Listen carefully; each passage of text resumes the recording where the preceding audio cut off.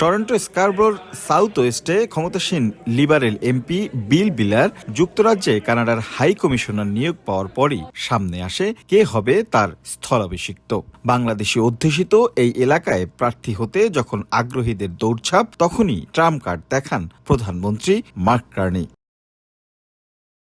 এনডিপির হয়ে এই এলাকায় নির্বাচিত 3 বারের এমপিপি বাংলাদেশি বংশোদ্ভূত ডলি বেগমকে দলে ফিরিয়ে নির্বাচনের টিকিট দেয় লিবারেল পার্টি। প্রভিন্সিয়াল পার্লামেন্ট থেকে পদত্যাগ করে ডলি বেগম নেমে যান ভোটের মাঠে।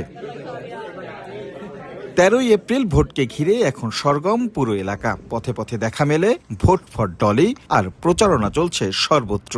বিজয়ী হলে প্রথম বাংলাদেশি কানাডিয়ান হিসেবে ফেডারেল পার্লামেন্টের সদস্য হবেন তিনি। কানাডাতে বড় একটা বাংলাদেশি কানাডিয়ান কমিউনিটি আছে, যারা অনেক কাজ করে, অনেক কষ্ট করে। Community is very strong, they are very hard working, very dedicated, they contribute so much to the economy of Canada.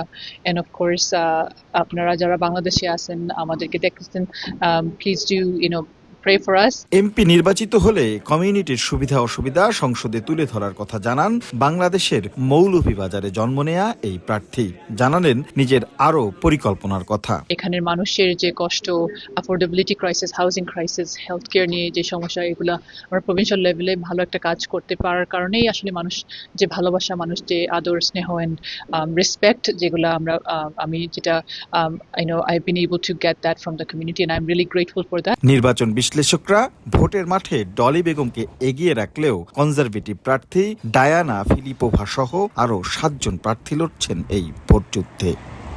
সব ঠিকঠাক থাকলে ভোটের দিন ফলাফল যদি ডলি বেগমের পক্ষে যায়, তাহলে কেবল এই স্কারব্রোই নয়, 7 সমুদ্র 13 নদীর ওপারে বাংলাদেশেও গর্ব করার মতো নতুন একটি কারণ হবে।